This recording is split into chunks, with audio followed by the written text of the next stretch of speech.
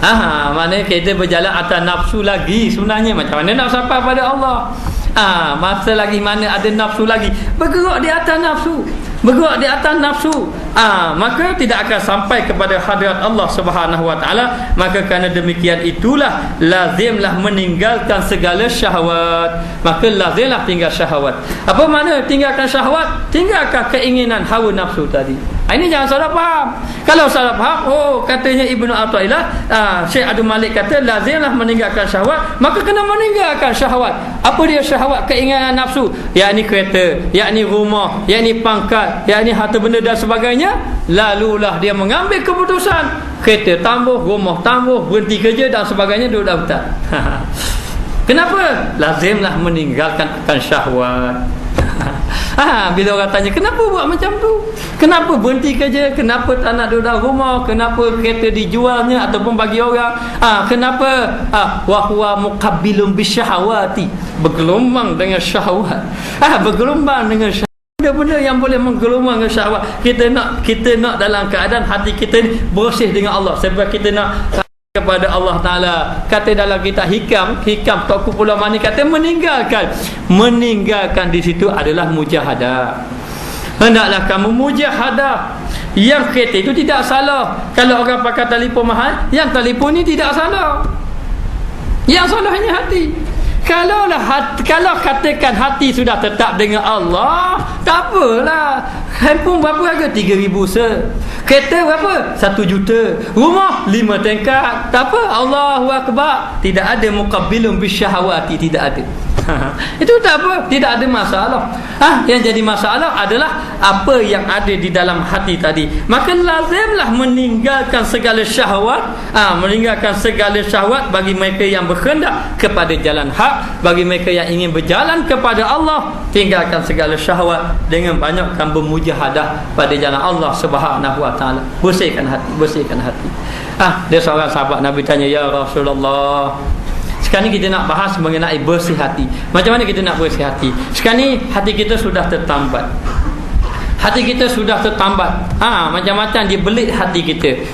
Belit dengan harta, belit dengan pangkat, belit dengan kemasyhuran, belit dengan ibadat yang kita rasa kita sudah bagus, belit dengan ilmu yang kita merasakan kita sudah banyak ilmu. Dalam keadaan tu terbelit nafsu-nafsu yang ada dalam hati kita ni. Macam mana kita nak merungkaikan satu bila hati kita dalam keadaan tenang kepada Allah Subhanahu wa taala?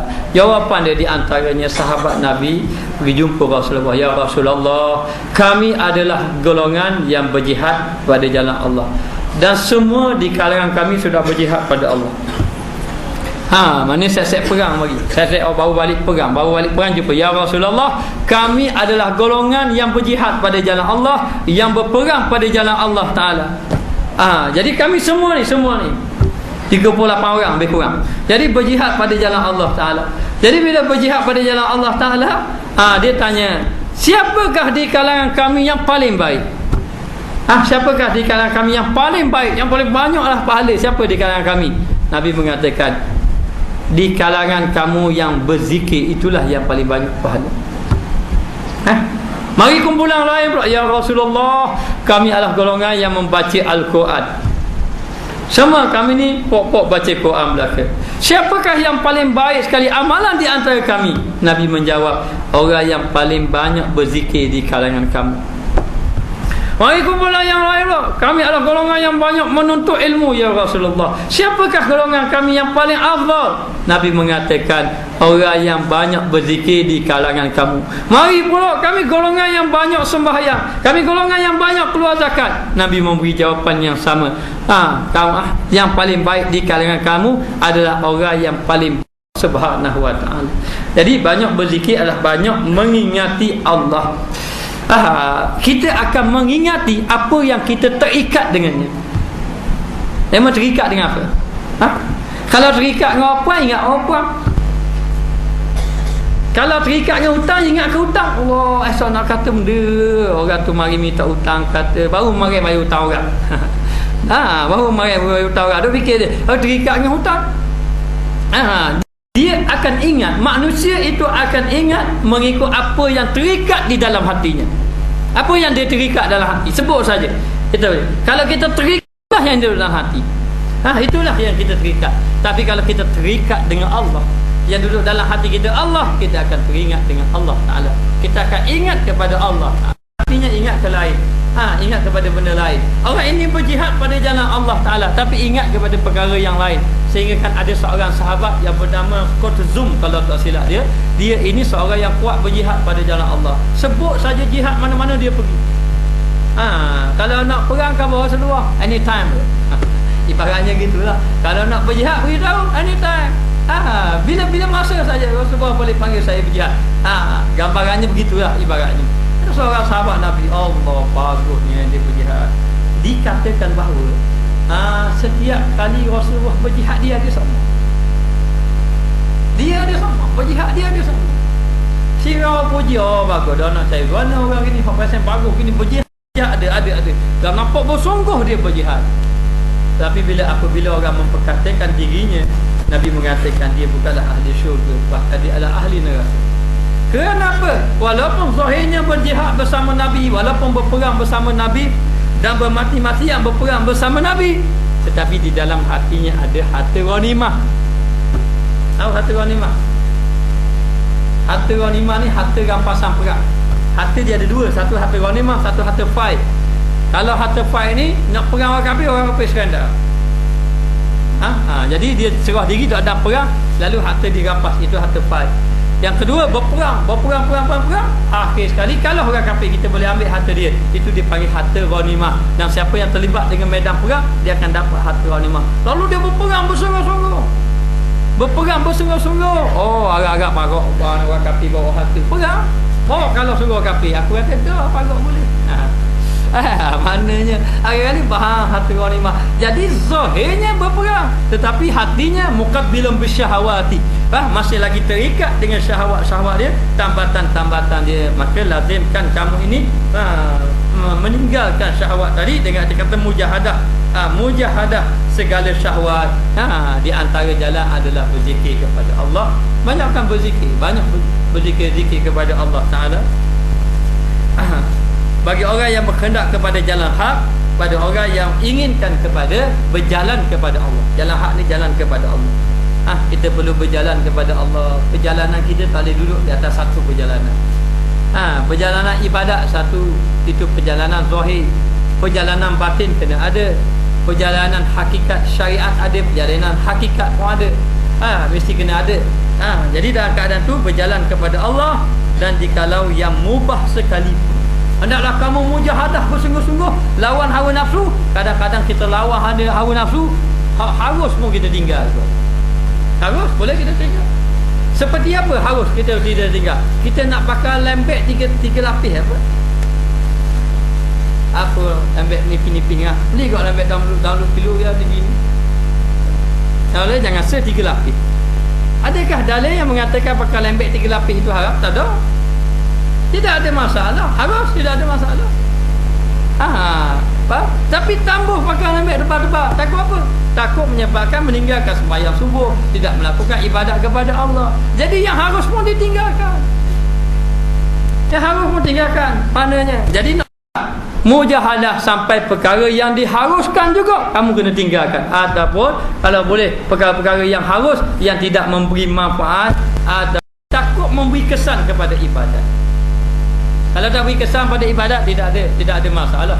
Kalau tidak memberi kesan kepada ibadat, tapi yang dibimbangi takut memberi kesan kepada ibadat kepada Allah Ta'ala, maka kena mujahadah.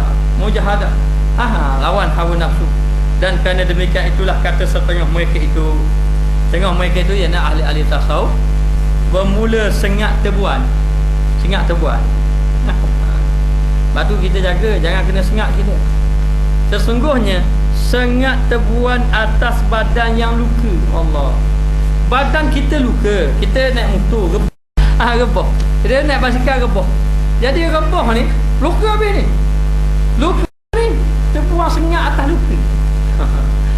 Kalau dia sengat sini tak apa kok, sengat sini tak apa juga. Tapi tebuan tengok, nampak lalu buka darah ni. Bahas sini dah kan. Dia pun sengat tu kena atas luka tu. Maknanya kalau tempat tak luka pun dia sengat sakit, apatah lagi kalau tebuan itu sengat pada tempat yang luka. Maka katanya bermula sengat tebuan atas badan yang luka itu terlebih mudah daripada sengat syahwat atas hati. Hati kita kena sengat bagi syahwat. Macam-macam yang sengat. Dia sengat kereta. Contohnya. Mau kereta sengat mesti. Oh, ambil kereta dah pergi masjid surah tak bagus. Dia kena sengat di kereta. Kadang-kadang molek-molek ada dah pergi surah, molek-molek ada dah pergi surah. Lalulah dah beli rumah sekarang. Bila beli rumah tengok rumah, bincang bab rumah. Sikit-sikit tengok. Rumah papa kontraktor, kontrak nak buat rumah. Dah tuan rumah ni tengok rumah. Jadi tu akhir kali dah fikir dah pergi masjid surah. Ini orang yang kena sengat di rumah. Ada orang kena sengat di kereta, ada orang kena sengat di rumah.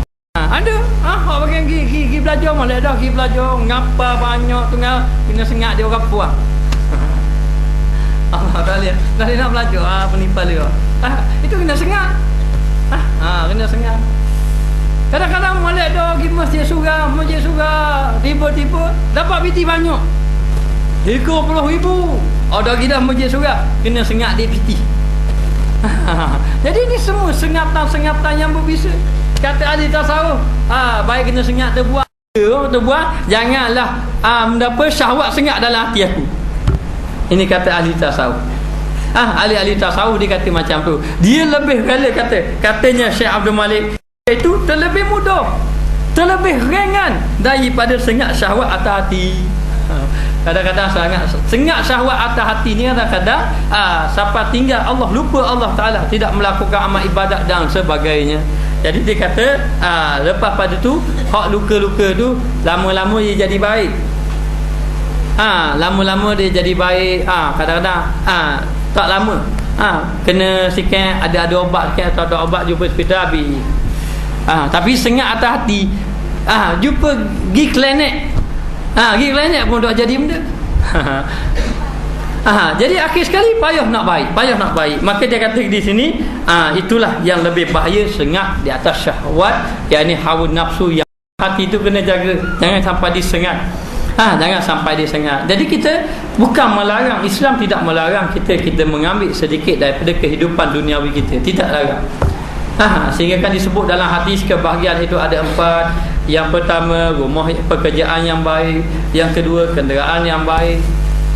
Rumah yang baik, pekerjaan yang baik, kenderaan yang baik, rumah yang baik, pasangan yang baik. 4 kali. Maknanya Allah Ta'ala agama menyuruh kita mencari kehidupan duniawi. Wabtaghi fima atakallahu ad-daral akhirah wa la tansa nasibaka minad dunya.